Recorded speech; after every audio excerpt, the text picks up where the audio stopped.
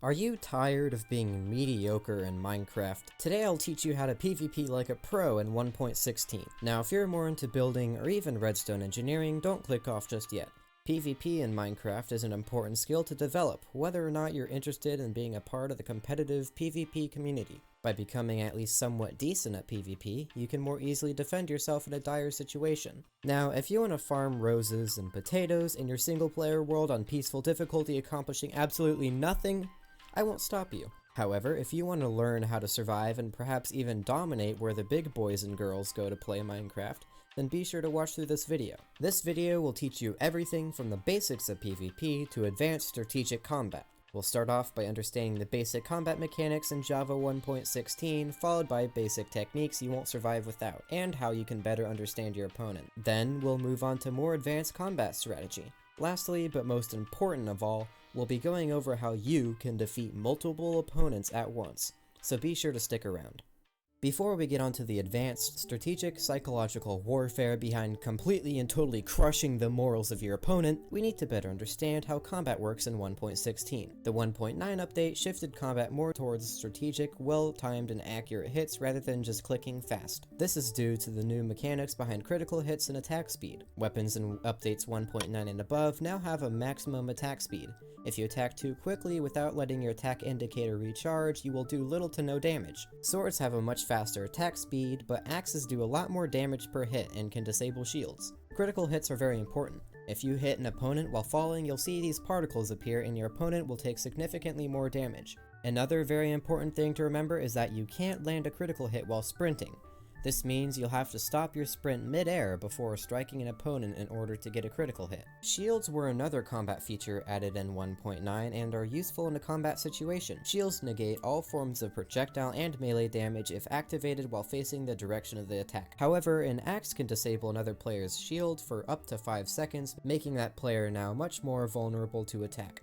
If you do not have an axe at your disposal, you can land hits with a sword if you attack from behind, as the shield only blocks damage in the direction that the player is facing. It is also important to note that you are unable to move quickly or use a weapon while your shield is activated. Another combat mechanic you may be familiar with is the momentum reach mechanic. The mechanic has been in place since before 1.9, but is still very relevant to combat in 1.16. What is this mechanic, you may ask?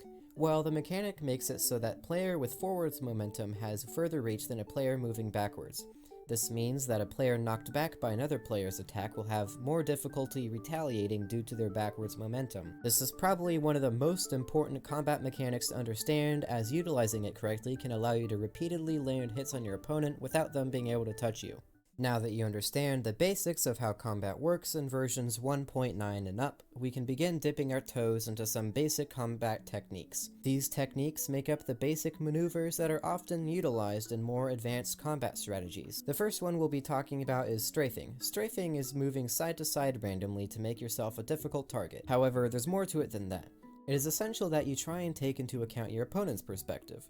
You have to try and make your movements as unpredictable as possible. Also, strafing forwards and backwards is effective as well. It is always best to avoid attacking your opponent head-on where they have a fair chance of hitting you. Strafe around them instead. Sprint resetting is essential when it comes to doing the most knockback possible to your opponent.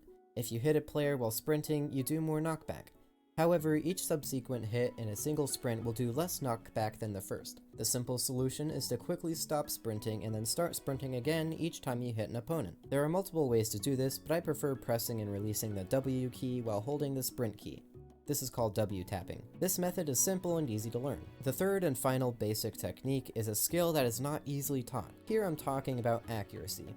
Being able to track your opponent and avoid missing attacks will give you the biggest advantage in a fight. This skill can only really be learnt through practice, but there are some things you can do to help. Firstly, you can turn down your mouse sensitivity. This will make it so that you can track your opponent a lot smoother. You will also need decent desk space for this, as lower mouse sensitivity requires more movement to turn around fully in case your opponent attacks from behind. Turning up your FOV will also make it easier to see your opponent if they are near the edge of your vision. Now let's talk about how you can better understand your opponent and their motives. This can give you an upper hand in any combat situation. Reading an opponent's body language can help you anticipate what they are about to do next and where they're about to be, allowing you to respond accordingly. First of all, we'll be talking about health advantages. This is a very crucial part of PvP in 1.16, as the fight can be determined in a matter of just a few hits. When you start a fight, assume that your opponent is at full health.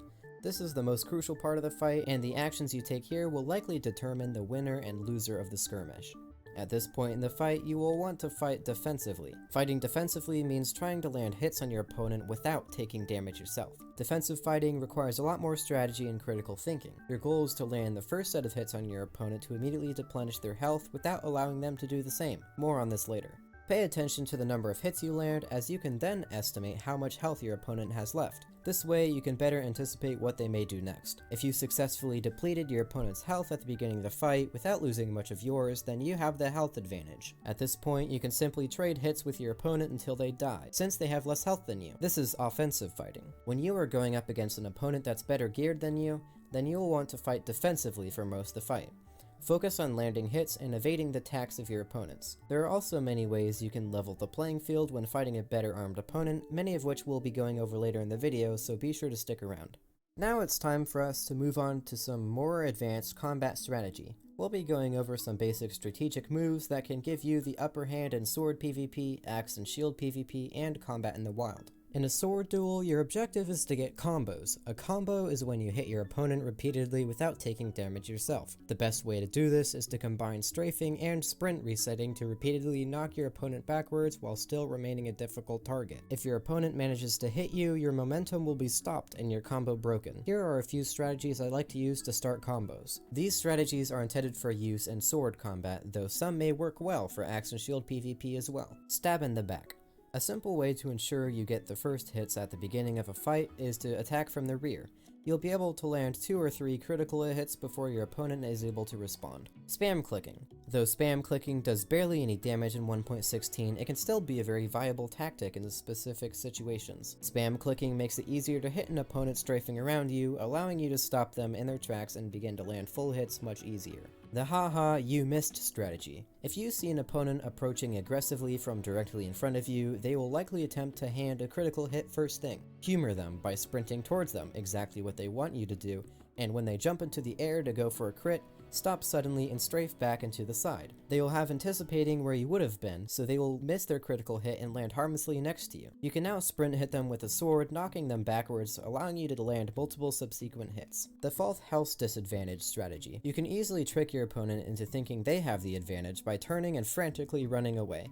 Then, when they least expect it, turn around, step to the side, and attack them. If you time it right, they may not be expecting you to turn around at that moment and will miss an attempted attack. The Obi-Wan strategy. Use the terrain to your advantage. Try and get the high ground, preferably on a hill with relatively steep but climbable slopes. As your opponent attempts to reach you, knock them backwards, dealing both melee damage and a bit of fall damage too. After landing a few hits, you can use your height to leap over your opponent, end up behind them, and finish them off with critical hits. You may have noticed that most of these strategies utilize an element of surprise. This is because you have the best chance of dealing significant damage to an opponent if you do so before they have time to react. These strategies are most useful in sword PvP. Let's move on to some strategies specifically for axe and shield duels. When starting an axe and shield duel, you can either choose to wait for your opponent to attack or initiate the fight yourself. If you want to bait your opponent into attacking first, face them while holding your shield, jumping up and down. Rapidly click the attack button on your mouse while doing so. This way, you'll instantly hit your opponent as they disable your shield, possibly even landing a critical hit if the timing is right. You can continue clicking rapidly after the first hit to disable your opponent's shield. At this point, you've landed the first hit and both you and your opponent's shield are disabled. However, your shield will be available slightly before your opponent's. If you want to initiate the attack yourself, you can do one of two things. You can try and attack from the side or behind to deal damage and rapidly click after the first hit to maximize your chances of disabling their shield if they try to activate it. You can also try disabling their shield from just barely within reach and then backing away. Now that your opponent's shield is disabled, you have just a few seconds to trade blows before their shield comes back up. I like jumping and strafing around them while landing crits. You can also land normal hits by strafing side to side, forwards and backwards. Once your opponent's shield is no longer disabled, it's rinse and repeat. We're not done just yet. The previous explanations and strategies assume that you're in a kit PvP situation, and both you and your opponent are equally well geared with only the basic necessities for combat. But what if you're in a wilderness combat situation, perhaps on a survival SMP? In this case, you may encounter opponents who are better geared than you, and you may also lose your gear, making the stakes of the fight even higher. This kind of PvP is the most important to know even if your playstyle is not PvP oriented. You could be attacked at any moment, so why not prepare for such an event? The following strategies are very effective ways to level the playing field when fighting a better armed opponent in the wild. Splash potions are one way of leveling the playing field against a better armed opponent. Potions such as slowness, harming, and poison do damage to players regardless of the amount of armor protection they have. A splash potion of poison 2 with a 20-second duration will get your opponent's health down to near 0. A splash potion of harming 2 will lower your opponent's health by nearly half, and 2 to 3 will almost certainly kill your opponent. Slowness splash potions will not harm your opponent, but instead make them much less agile and easier to hit. Milk can remove such effects, but players wouldn't think to bring milk into combat. You can prevent your opponent from using splash potions by having a bucket of milk in your hotbar,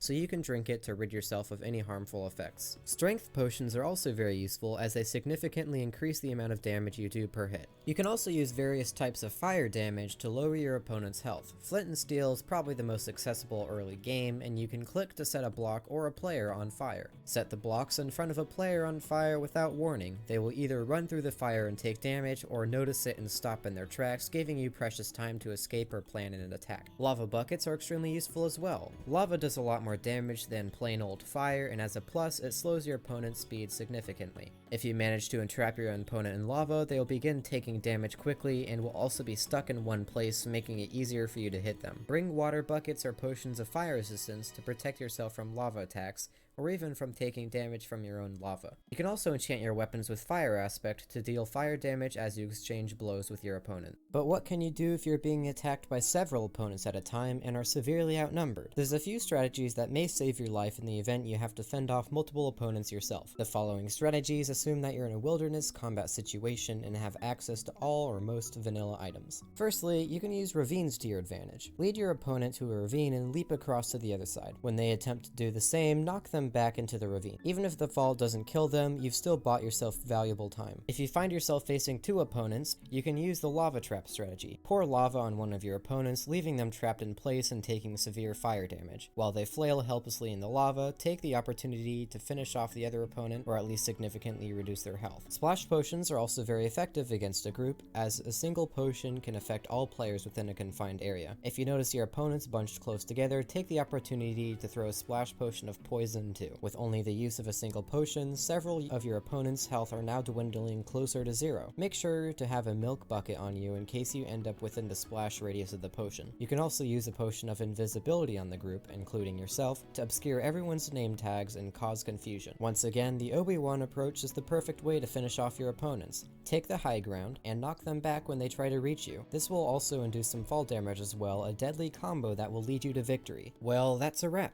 Take these strategies and spend some time practicing, and soon you'll be a PvP pro. If you found this video useful or enjoyed it for some reason, please consider subscribing. This video has been weeks in the making, including all of the scripting, practicing, recording, and collaboration with other players. Channel memberships are now a thing, so you can choose to support the channel that way and receive exclusive membership ranks on the Ro11en SMP, along with other VIP perks. Either way, thank you for watching this video, and I'll see you all next time. Stay alive out there.